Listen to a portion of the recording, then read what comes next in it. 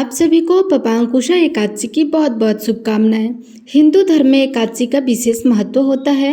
यह दिन भगवान विष्णु को समर्पित होता है।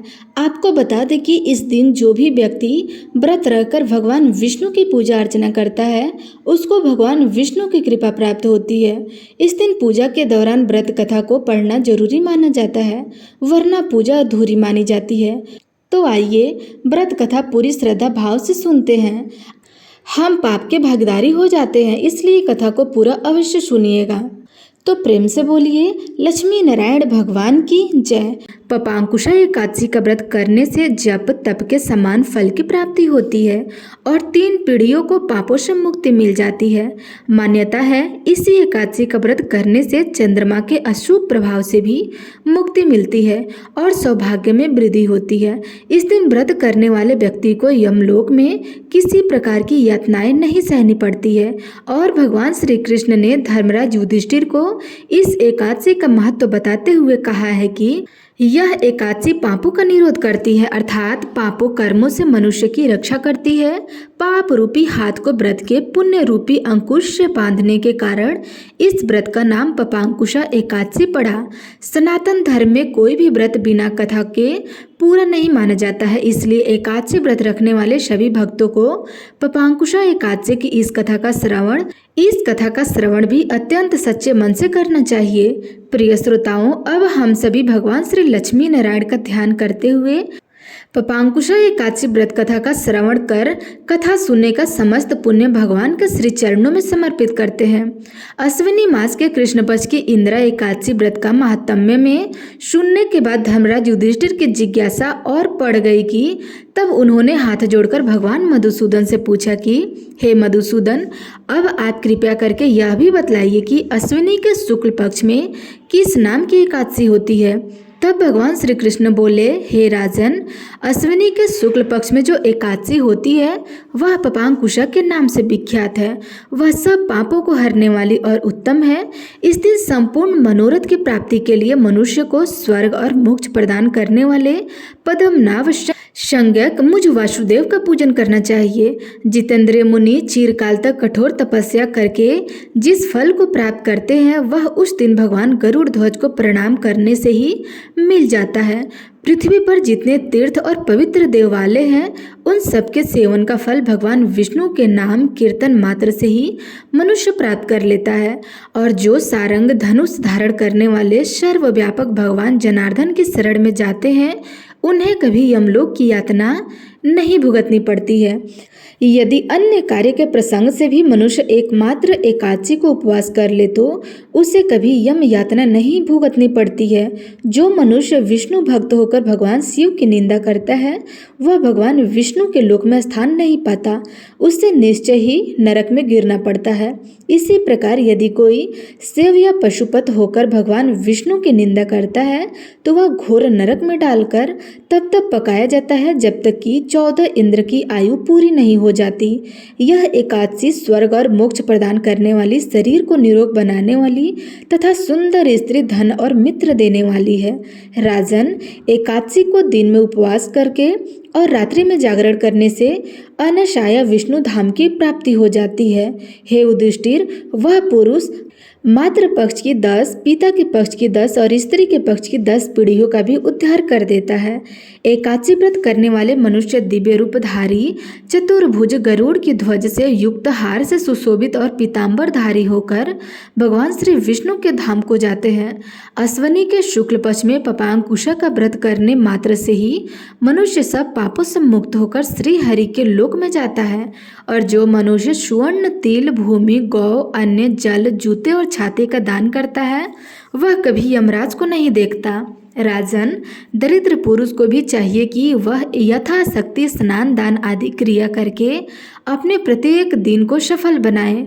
जो होम, स्नान, जप, ध्यान और यज्ञ आदि पुण्य कर्म करने वाले हैं उन्हें भयंकर यम यातना नहीं देखनी पड़ती है। लोक में जो मानव दीर्घ आयु, धनाढ्य और कुलीन तथा निरोगी देखे जाते हैं वे पहले के पुण्यात्मा हैं। पुण्यकर्ता पुरुष ऐसे ही देखे जाते हैं। इस विषय में अधिक कहने से क्या लाभ है। यह मनुष्य पापों से दुर्गति में पड़े हैं और धर्म और स्वर्ग लोक को जाते हैं। हे राजन, तुमने मुझसे जो कुछ पूछा था उसके अनुसार पपांकुशा का महात्म्य मैंने वर्णन कर दिया है। भगवान श्री कृष्ण के श्रीमुख से पपांकुशा का महत्व सुनकर तब श्रद्धापूर्वक धर्मराज जी ने इस व्रत का विधि पूर्वक पालन किया, जिसके पुण्य प्रताप से उनके जन्म जन्मांतर के पापों का नाश हुआ और अंत में वे भगवान श्री विष्णु के बैकुंठ लोक को गए। यह पवित्र पपांकुशा एकादशी व्रत का पुण्य प्रताप ही था कि एक बहेलिया जिसने अपने पूरे जीवन में केवल हिंसा की थी, जो मनुष्य क्रूर और हिंसक था, उसका सारा जीवन एकमात्र पपांकुशा एकादशी के व्रत से बदल गया और उसे जन्म जन्मांतर के पापों से मुक्ति मिल गई। अब इस कथा को भी विस्तार पूर्वक सुनिए। विंध्याचल पर्वत पर क्रोध नामक एक बहेलिया रहा करता था। वह बहुत क्रूर और हिंसक था। उसका सारा जीवन हिंसा, लूटपाट, मद्यपान और गलत संगति में बीत गया था। एक दिन अचानक उसे जंगल में तपस्या करते हुए अंगिरा ऋषि मिले। उसने अंगिरा ऋषि से कहा कि मेरा कर्म बहेलिये का है, इस कारण से हे मुनिवर, मुझे तो न जाने कितने ही निरीह पशु पक्षियों को मारना पड़ा है। मैंने जीवन भर पाप कर्म किए हैं, इसलिए मुझे तो नरक में ही जाना पड़ेगा। कृपया कर आप मुझे कोई ऐसा उपाय बताइए जिससे मेरे सारे पाप मिट जाएं और मोक्ष की प्राप्ति हो। उसके निवेदन करने पर महर्षि अंगिरा ने उससे अश्विनी शुक्ल की पपांकुशा एकादशी का व्रत करने को कहा। तब महर्षि अंगिरा के द्वारा बताए गए विधान अनुसार उस बहेलिया ने पपांकुशा एकादशी व्रत को विधि विधान से किया। इस व्रत के पुण्य प्रताप से उसके जीवन भर के सभी पाप नष्ट हो गए और जीवन के अंतिम क्षणों में उसे श्री हरि की कृपा से मोक्ष की प्राप्ति भी हो गई। इस प्रकार यदि पापी से पापी व्यक्ति भी अपने पापों का प्रायश्चित करते हुए पपांकुशा एकादशी व्रत का करता है, तो इस कथा का श्रवण करता है, तो भगवान श्री हरि की कृपा से उसके सभी पाप कट जाते हैं। जिस प्रकार से बहेलियों को उसके सभी पापों से मुक्ति मिली, इसी प्रकार हे श्री हरि सभी को उनके पापों से मुक्ति दिलाकर अपने बैकुंठ लोक में वास देना। प्रेम से बोलिए श्री लक्ष्मी नारायण भगवान की जय, श्री कृष्ण भगवान की जय। ये थी पपांकुशा एकादशी की कथा। अब सुनिए एकादशी माता की कथा। एक बार देव ऋषि नारद जी बैकुंठ लोक को गए। वहां उन्होंने भगवान श्री नारायण जी को प्रणाम किया। फिर नारद जी ने श्री नारायण जी से कहा, प्रभु, पृथ्वी पर अब आपका प्रभाव कम हो रहा है। धर्म पर चलने वाले को कोई शुभ फल प्राप्त नहीं हो रहा। जो पाप करते हैं उनका तो भला हो रहा है। तब श्री नारायण भगवान कहने लगे, देव ऋषि, ऐसा नहीं है। जो भी हो रहा है सब नियति के कारण हो रहा है। देव ऋषि नारद जी बोले, प्रभु, मैं तो देखकर आ रहा हूँ कि पापियों को तो अच्छा फल मिल जाता है और भला करने वाले, धर्म के रास्ते पर चलने वाले लोगों को बहुत बुरा फल मिल रहा है। वे महान दुख भोग रहे हैं। तब भगवान कहने लगे, अच्छा देव ऋषि, कोई ऐसी घटना बताइए जिससे तुम्हें ऐसा अनुभव हुआ हो। नारद जी कहने लगे, प्रभु, मैं अभी अभी एक जंगल से आ रहा हूँ। वहाँ एक गाय दलदल में फंसी हुई थी। उसे कोई बचाने वाला नहीं था। तभी थोड़ी ही देर में एक चोर उधर से गुजरा और गाय को दलदल में फंसा हुआ देखा, लेकिन वह रुका नहीं, बल्कि उस पर पैर रखकर वह दलदल लांग करके आगे निकल गया। फिर आगे जाकर उसी चोर को सोने की भोरत से भरी हुई एक थैली मिली। थोड़ी देर बाद वहां एक वृद्ध साधु महाराज गुजरे। उन्होंने उस गाय को दलदल से निकालने की पूरी कोशिश की और पूरी ताकत लगाकर आखिरकार उस गाय को निकाल दिया। लेकिन प्रभु, मैंने देखा कि गाय को दलदल से निकालने के बाद भी जब वह साधु महाराज आगे गए तो खुद एक गड्ढे में गिर गए और उन्हें चोट भी लग गई। बताइए प्रभु, यह कौन सा न्याय है कि जिसने गाय की मदद की उसे दुख मिला, बल्कि जो गाय के ऊपर पैर रखकर आगे बढ़ा उसे सोने की मोहरे भरी थैली मिल गई। नारद जी की बात सुनने के बाद नारायण भगवान बोले, देव ऋषि, यह सही ही हुआ है। जो चोर गाय पर पैर रखकर भाग रहा था उसकी किस्मत में तो एक खजाना था, लेकिन उसके इस पाप के कारण उसे केवल कुछ ही मोहरे मिली। वही इन साधु महाराज को गड्ढे में इसलिए गिरना पड़ा क्योंकि उनके भाग्य में मृत्यु लिखी हुई थी, लेकिन गाय को बचाने के कारण उनके पुण्य बढ़ गए और उनकी मृत्यु एक छोटी सी चोट में बदल गई। देवऋषि, इंसान के कर्म से ही उनका भाग्य तय हो जाता है, इसलिए अच्छे कर्म करना कभी भी किसी की परिस्थिति में छोड़ना नहीं चाहिए। यह सुनकर नारद जी बहुत प्रसन्न हुए और लक्ष्मी नारायण भगवान की जय जयकार करते हुए वैकुंठ लोक से चल दिए। प्रेम से बोलिए श्री लक्ष्मी नारायण भगवान की जय, देवऋषि महाराज की जय। अब आप सभी प्रेम पूर्वक एकादशी माता की कथा सुनिए।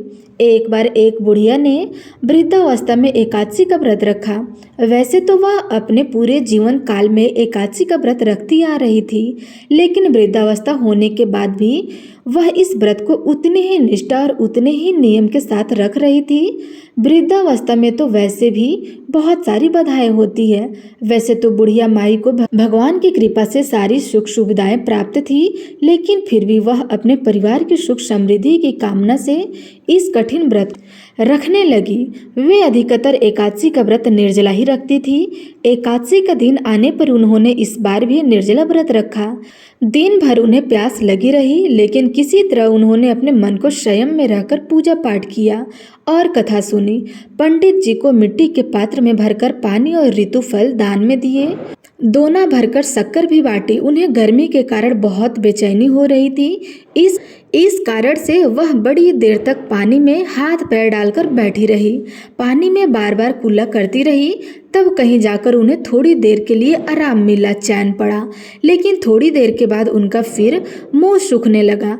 एक तो धूप बहुत तेज थी, इस कारण बुढ़िया माई बहुत बेचैन हो रही थी। एक तो बुढ़ापा, ऊपर से भयंकर गर्मी। वृद्धावस्था की स्थिति तो इसी प्रकार की होती है। फिर जैसे जैसे तैसे तैसे रो धो करके किसी प्रकार दिन कट गया। अब पहाड़ सी रात उनके सामने थी, जिसका कटना बड़ा ही मुश्किल दिखाई दे रहा था।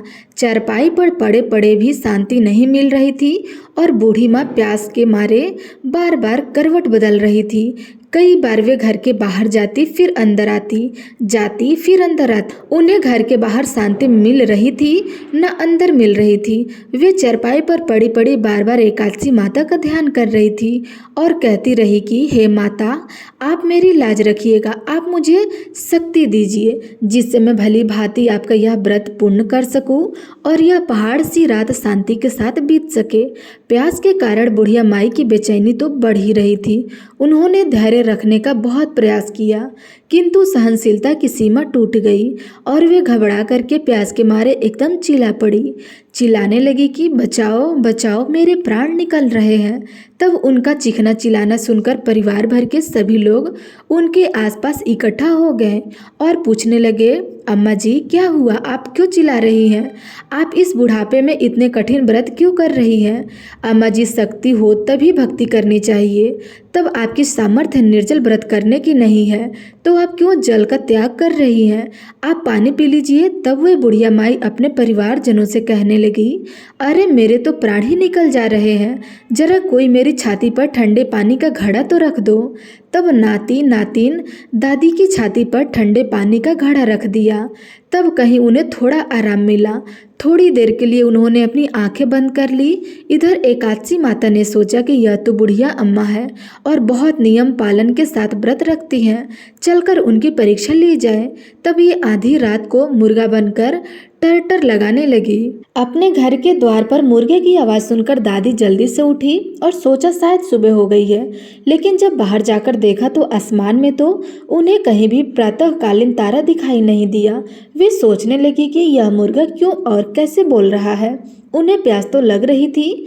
अब थोड़ा बहुत उनका मन भी बेचैन होने लगा, किंतु आखिरकार उन्होंने दृढ़ निश्चय किया कि अब तो मैं व्रत पूरा करके ही पानी पीऊंगी, भले ही मेरे प्राण क्यों न निकल जाए। यह सोचकर वह फिर से चारपाई पर ढाल होकर लेट गई। थोड़ी ही देर के बाद एकादशी माता ने उनकी फिर से परीक्षा लेनी चाहिए और वे एक छोटी सी बालिका बनकर एक गिलास में शरबत लेकर उनके सिरहाने खड़ी हो गई और जोर जोर से आवाज लगाकर कहने लगी, दादी जी सवेरा हो गया, आप हाथ मुंह धोकर यह शरबत पी लीजिए। पहले तो शरबत का गिलास देकर बुढ़िया माँ का मन ललचा गया, किंतु फिर उन्होंने सोचा कि मैं तो किसी भी प्रकार अभी शरबत नहीं पी सकती हूँ। यह सोचकर वह शांति से चारपाई पर ही फिर से लेट गई। तब बहुत तेज की प्यास लगी तो चारों ओर पानी ही पानी दिखाई देने लगा। यहाँ तक कि सपने भी पानी के ही आते थे। पानी पीने की तड़प इतनी थी कि थोड़ी ही देर के बाद में बुढ़िया माई को ऐसा लगा मानो किसी ने पानी के कुएं में पटक दिया हो, और वे बहुत देर तक उस कुएं में पानी के हाथ पांव चलाती रही, किंतु उन्होंने अपने मुंह से पानी की एक बूंद भी नहीं जाने दी और वे दृढ़तापूर्वक एकादशी व्रत का पालन करती रही। थोड़ी ही देर में न जाने कहां से सामने आग जलती हुई दिखाई दी, जिससे उन्हें बहुत ज़्यादा गर्मी लगने लगी और प्यास के मारे उनका गला सूखने लगा। उनके प्राण निकलने लगे, किंतु बुढ़िया माई का कोई कुछ नहीं बिगाड़ पाया। वे जहाँ की थी तहाँ मुस्कुराती हुई बैठी रही। थोड़ी देर में बाहर उजाला होने लगा, ऐसा लगा मानो सवेरा हो गया हो। बुढ़िया माई ने जब बाहर निकलकर देखा तो समझ गई कि अब सवेरा होने में बस कुछ ही देर बाकी है। यह जानकर वे बड़ी शांति से इधर उधर घूमने लगी। एकादशी माता यह बात अच्छी तरह से समझ गई कि यह बुढ़िया माँ किसी भी तरह अपने व्रत से नहीं टल सकती, अपना व्रत बीच में नहीं तोड़ सकती। अब उनके सत्य व्रत को बहुत अच्छी तरह से समझ गई। सवेरा होते ही बुढ़िया माई ने स्नान किया, भगवान के पूजा पाठ की, एकादशी माता की कथा सुनी, फिर ब्राह्मणों को दक्षिणा देकर भोजन कराया। तब कहीं उन्होंने जल ग्रहण किया। कन्याओं को भोजन कराने के बाद फिर माता ने खुद भोजन किया।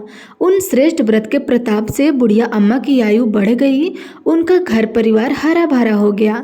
घर में अब किसी प्रकार की कोई अभाव नहीं रहा और वे हर तरह के सुख साधनों से संपन्न हो गई। नाती नातिन से उनका घर भर गया।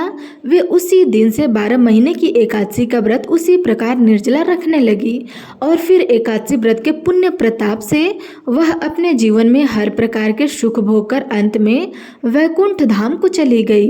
हे एकादशी माता, जैसे आपने उन बुढ़िया माई और उनके परिवारजनों को सुख समृद्धि प्रदान की, जैसे आपने बुढ़िया माई को अंत में मोक्ष प्रदान किया, वैसे ही इस कथा को सुनने वाले सभी भक्तों को सुख सुविधा प्रदान कर उनकी मनोकामनाएं पूर्ण करना और मोक्ष प्राप्ति की इच्छा रखने वाले भक्तों को मोक्ष प्रदान करना।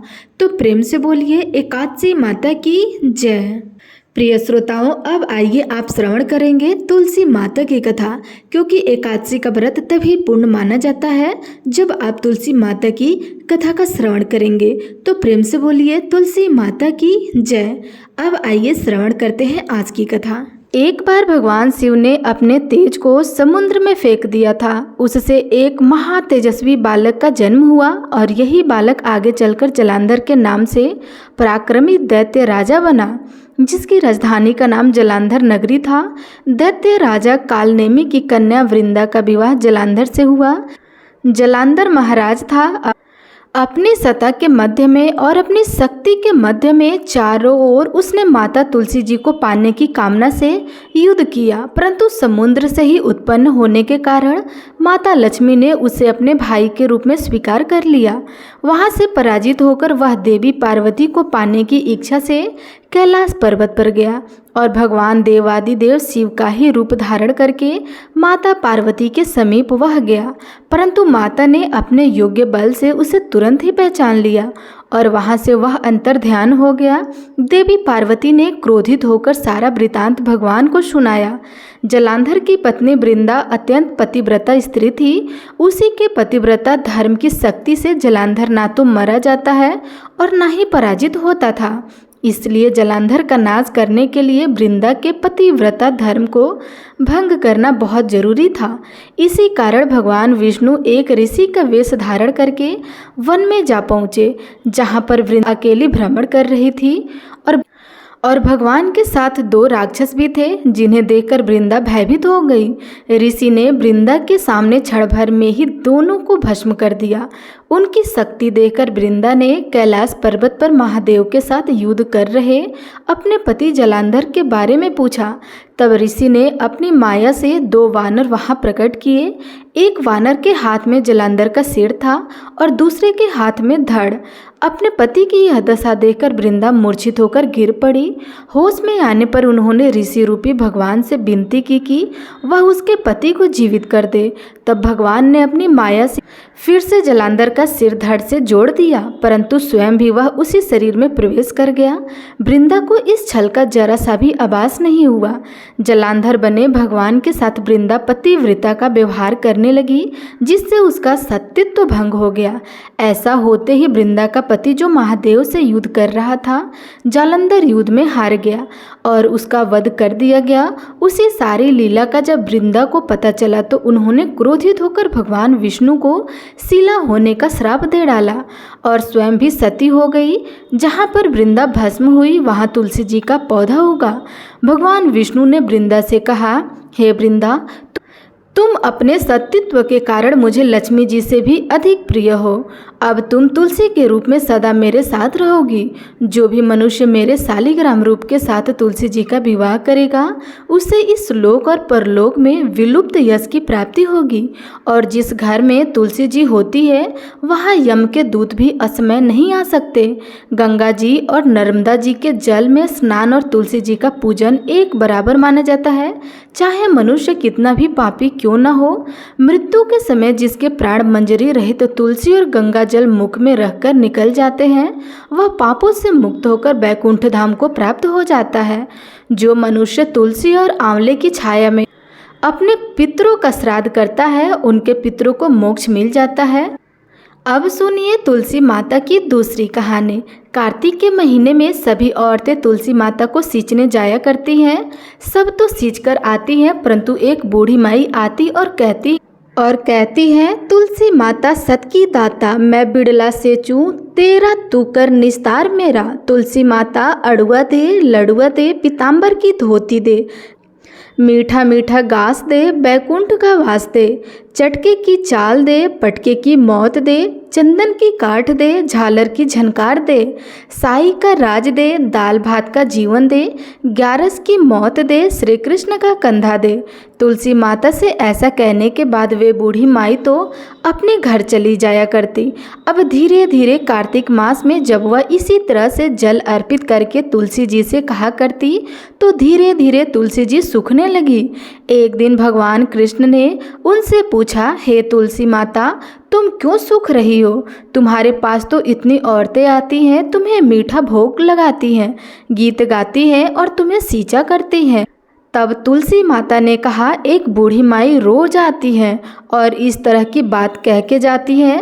मैं उनकी सारी बात तो पूरी कर दूंगी, पर कृष्ण का कंधा कहाँ से लाऊंगी? भगवान बोले, वह मरेगी तो कंधा मैं दे आऊँगा। और फिर कुछ दिनों के बाद वह बूढ़ी माई मर गई। सारे गांव वाले इकट्ठे हुए और बूढ़ी माई को अर्थी पर रखकर ले जाने लगे, पर वह अर्थी तो इतनी भारी हो गई कि किसी से उठाई भी नहीं जाती। तब सब मिलकर कहने लगे, यह बूढ़ी माई तो इतनी पूजा पाठ करती थी, पाप नष्ट होने की माला भी फेरती थी और कार्तिक के महीने में तुलसी जी को सींचा भी करती थी, फिर यह इतनी भारी कैसे हो गई? बूढ़ी ब्राह्मण के रूप में तभी भगवान कृष्ण वहाँ आए और पूछने लगे, अरे भाइयों, ये भीड़ कैसी है? तब वहाँ खड़े हुए लोग कहने लगे, यह बूढ़ी माई थी जो मर गई, पाप थी इसलिए इतनी भारी हो गई है, किसी से उठाई नहीं उठ रही। तब भगवान श्री कृष्ण कहने लगे, भाइयों, जरा मुझे इस बूढ़ी माई के कान में एक बात तो कहने दो, शायद उठ जाए। भगवान ने बूढ़ी माई के पास जाकर उनके कानों में कहा, बूढ़ी माई, मन की निकाल ले, अड़वा ले, कड़वा ले, पीताम्बर की धोती ले, मीठा मीठा ग्रास ले, बैकुंठ का वास ले, चटक की चाल ले, चंदन की काठ ले, झालर की झनकार ले, दाल भात का जीवन ले और ले कृष्ण का कंधा भी ले। इतना सुनना था कि बुढ़िया माई हल्की हो गई और भगवान अपने कंधे पर उसको लेकर चले गए। फिर बुढ़िया को मुक्ति मिल गई। जिस दिन बुढ़िया की मृत्यु हुई वह दिन एकादशी का दिन था। कहते हैं कि एकादशी के दिन यदि किसी की मृत्यु हुई हो तो उसको मोक्ष मिल ही जाता है। हे तुलसी माता, जैसे मुक्ति बुढ़िया माई की वैसे ही हमारी भी करना, और जैसे उनको कंधा मिला वैसे हमें भी कान्हा जी का कंधा देना। प्रेम से बोलिए तुलसी माता की जय, श्री कृष्ण भगवान की जय। अब सुनिए तुलसी माता की एक और कथा। एक बार एक छोटी सी लड़की थी। जब वह थोड़ी बड़ी हुई तो उसे समझ आने लगी और तब से ही वह तुलसी माता की पूजा किया करने लगी। उसका हर दिन का नियम था कि तुलसी माता का पूजन करने के बाद ही वह भोजन ग्रहण करती। जब वह लड़की विवाह के लायक हुई तो एक दिन उसके माता पिता ने उसके लायक लड़का ढूंढकर उसका विवाह करवा दिया। लड़की को उसके माता पिता ने दहेज में एक तुलसी का गमला भी दिया, क्योंकि वे जानते थे कि उनकी बेटी को तुलसी पूजन कितना प्यारा है और वे बिना तुलसी के पूजन किए कुछ खाती भी नहीं। ससुराल में अब वह लड़की हर दिन सुबह उठते ही पूजा करती, तुलसी की पूजा करती, फिर उसके बाद ही खाना खाने बैठती थी। उनकी 2 जेठानी भी थी। वे दोनों उसको इस तरह पूजा करता देखकर खूब मजाक उड़ाती थी। बड़ी नियम धर्म वाली बनती है। उन दोनों को उस लड़की से बहुत ईर्ष्या भी थी, इसलिए अक्सर वे दोनों तुलसी जी का गमला छुपा दिया करती थी। वह लड़की बड़ी मुश्किल से ढूंढ ढांड कर वह गमला लाती, अच्छे से साफ करती और फिर पूजा किया करती और उसके बाद कुछ खाती थी। आए दिन उस लड़की की जेठानी तुलसी माता को छुपा दिया करती थी। किसी तरह से ढूंढ ढांड कर वह तुलसी का गमला लाती और पूजा करती। एक दिन तो उसकी जेठानी ने क्या करा कि तुलसी का वह गमला ही दूर फेंक दिया। लड़की ने घर के आसपास उस गमले को खूब ढूंढा, लेकिन गमला वहाँ होता तब तो मिलता, वह गमला मिल ही नहीं रहा। ढूंढ ढांड कर वह लड़की बहुत परेशान हो गई। इतनी दुखी हो गई कि जब उसने तुलसी जी की पूजा ही नहीं की तो उसने खाना भी नहीं खाया, क्योंकि उसका रोज़ का नियम जो था, अब जब नियम टूटा तो वह बहुत उदास हो गई। उस लड़की की सच्ची भक्ति देखकर इधर तुलसी माता उस पर बहुत प्रसन्न हो गई और उसके कमरे में अचानक तुलसी माता का गमला प्रकट हो गया। अगले दिन सुबह जब वह लड़की सोकर उठी तो उसने क्या देखा कि उसकी चारपाई के चारों कोनों पर तुलसी माता का गमला आ गया है। अब तो यह देखकर लड़की बहुत खुश हो गई और सोचने लगी, अब तो मेरी तुलसी माता को कोई चुरा नहीं सकेगा, तुलसी का गमला छुपा नहीं सकेगा, पूजा करने के लिए भी मुझे अब कहीं और नहीं जाना पड़ेगा, अब तो मेरी तुलसी माता को कोई फेंक भी नहीं सकेगा। यह सोचकर बहुत खुश हो गई और जल्दी से उठकर उसने स्नान किया और तुलसी माता की पूजा कर ली। पूजा करने के बाद जब वह खाना खाने बैठी तो उसकी जेठानी उसका मजाक उड़ाने लगी और कहने लगी, लो देवरानी का नियम धर्म पूरा हो गया। दरअसल उन्होंने ऐसा इसलिए कहा क्योंकि उन्होंने तो जानबूझकर तुलसी का गमला बहुत दूर फेंक दिया था और उन्हें यह लग रहा था कि देवरानी ने आज तुलसी की पूजा नहीं की और बिना पूजा किए ही खाना खाने बैठ गई। तब दोनों जेठानी देवरानी को ताना देते हुए कहने लगी, हो गया तुम्हारा नियम धर्म पूरा, कर ली तुमने तुलसी की पूजा। तो देवरानी धीरे से बोलने लगी, हाँ मैंने पूजा कर ली।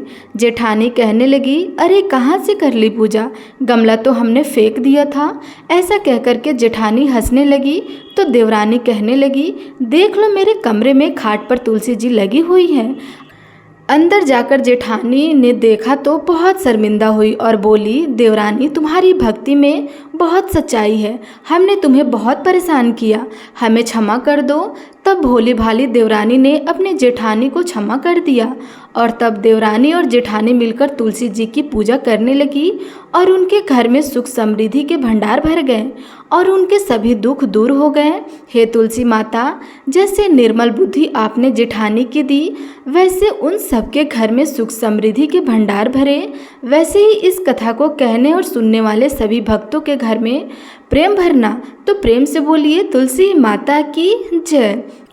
अब आप सुनिए तुलसी माता की एक और कथा। एक समय एक परिवार में ननद और भाभी साथ साथ रहा करते थे। ननद का विवाह अभी नहीं हुआ था। वह तुलसी जी के पौधे की बहुत सेवा करती थी। नियम से तुलसी जी को सींचती और दीपक जलाती थी, लेकिन उसकी भाभी को ये सारी बातें बिल्कुल अच्छी नहीं लगती थी। जब कभी उसकी भाभी को बहुत ज़्यादा गुस्सा आता तब वह अपनी ननद को ताना देते हुए कहती कि जब तुम्हारा विवाह होगा तो मैं इस तुलसी को ही बारातियों को खाने में दूंगी और तुम्हारे दहेज में भी तुलसी ही दूंगी। तुम जब देखो तुलसी की ही सेवा करती रहती हो। कुछ समय बीत जाने पर ननद का विवाह तय हो गया। विवाह के दिन भाभी ने अपने कहे अनुसार बारातियों के सामने तुलसी का वह गमला फोड़ दिया जिसकी सेवा उसकी ननद किया करती थी और तुलसी के पत्ते खाने के लिए कहा। तुलसी जी की कृपा से वह फूटा हुआ गमला कई सारे स्वादिष्ट पकवान में बदल गए। भाभी ने गहने के नाम पर तुलसी की मंजरी से बने हुए गहने अपने ननद को पहना दिया। देखते ही देखते तुलसी जी की मंजरी से बने हुए गहने भी सुंदर सोने ज्वारत में बदल गए। इतना ही नहीं, भाभी ने मारे क्रोध के वस्त्रों के स्थान पर तुलसी का जनेऊ रख दिया और वह भी रेशमी और सुंदर वस्त्रों में बदल गया। अब जब ननद अपनी ससुराल में पहुंची तो ससुराल में तो उसके दहेज की बहुत प्रशंसा हुई। यह बात भाभी के कानों तक भी पहुंच गई। उसे बहुत आश्चर्य हुआ। उसने सोचा कि उसने तो ननद के गहने, कपड़े और जेवरात तक तुलसी जी के ही रखे थे, तुलसी की मंजरी रखी थी। यह सब जानकर भाभी को बहुत आश्चर्य हुआ। अब उसे तुलसी की पूजा का महत्व समझ में आ गया। उस भाभी की भी एक लड़की थी। वह तब अपनी बेटी से कहने लगी कि बेटी, तुम भी तुलसी जी की सेवा किया करो, तुम्हें भी तुम्हारी बुआ की तरह फल मिलेगा। वह जबरदस्ती अपनी बेटी से तुलसी की सेवा करने को कहा करती थी, लेकिन लड़की का मन तो तुलसी की सेवा में लगा ही नहीं था। धीरे धीरे समय बीतता गया। भाभी की लड़की बड़ी हो गई। अब उसके विवाह का समय आ गया। तब भाभी सोचने लगी कि जैसा व्यवहार मैंने अपने ननद के साथ किया था, वैसे ही अब अपने बेटी के साथ भी करूँगी, तो यह भी गहने से लद जाएगी और बारातियों को भी खाने में तरह तरह के पकवान मिलेंगे और ससुराल में भी इसे बहुत मान सम्मान मिलेगा। यह सोचकर भाभी बारातियों के सामने तुलसी का गमला फोड़ देती है, लेकिन इस बार गमले की मिट्टी ही मिट्टी रहती है। मंजरी और पत्ते भी अपने ही रूप में रहते हैं। जनेऊ ने भी अपना रूप नहीं बदला। और जब भाभी ने सभी बारातियों को खाने में तुलसी के पत्ते दिए तो यह देखकर सभी लोग और बाराती भी भाभी की बुराई करने लगे। भाभी ने लालच में आकर अपनी बेटी के दहेज में भी तुलसी के पत्ते और मंजरी आदि रख दिए थे। जब बेटी अपनी ससुराल पहुंची तो वहां पर भी उसकी बुराई ही बुराई होने लगी। भाभी गुस्से के मारे कभी भी अपनी ननद को नहीं बुलाती थी। एक दिन भाई ने सोचा कि मेरी पत्नी तो मेरी बहन को बुलाती नहीं है, क्यों न मैं ही अपनी बहन से मिलकर आऊं। यह सोचकर उसने अपनी पत्नी से कहा और कुछ उपहार अपनी बहन के लिए ले जाने की बात कही। तो भाभी ने थैले में ज्वार भरकर कह दिया कि यह लो और कुछ नहीं है, तुम यही लेकर जाओ। तब भाई बहुत दुखी मन से अपनी बहन के पास चल दिया। रास्ते में वह सोचता रहा कि कोई भाई भला अपनी बहन के घर ज्वार लेके जा सकता है क्या। यही सोचकर वह गौशाला के पास रुक गया और ज्वार का वह थैला उसने एक गाय के सामने पलट दिया। तभी एक ग्वाले ने यह सब देख लिया। तब ग्वाले ने आकर भाई से कहा कि अरे, आप गाय के सामने यह हीरे मोती और सोना क्यों डाल रहे हो, इसे तो घास डालनी होती है। तब भाई ने देखा तो वह हैरान रह गया। फिर भाई ने ग्वाले की सारी बात बताई और धन लेकर खुशी खुशी अपनी बहन के घर चल दिया। दोनों भाई बहन एक दूसरे को देखकर बहुत प्रसन्न हो गए। तब बहन ने तुलसी माता के सच्चे मन से प्रार्थना न की कि उसकी भाभी को सद्बुद्धि प्राप्त हो जाए और तुलसी माता की कृपा से उनके घर में सुख समृद्धि और धन से भंडार भर जाए। तब कुछ दिनों के बाद देखते ही देखते भाभी का मन बदल गया और वह अपनी ननद को बहुत मान सम्मान देने लगी और अब वह भी सच्चे मन से तुलसी जी की सेवा करने लगी। तुलसी माता की कृपा से उनके घर में सुख समृद्धि के भंडार भर गए। उनके घर में अब कला कलेश नहीं होता था और सभी सुख से रहने लगे। तो प्रेम से बोलिए तुलसी माता की जय।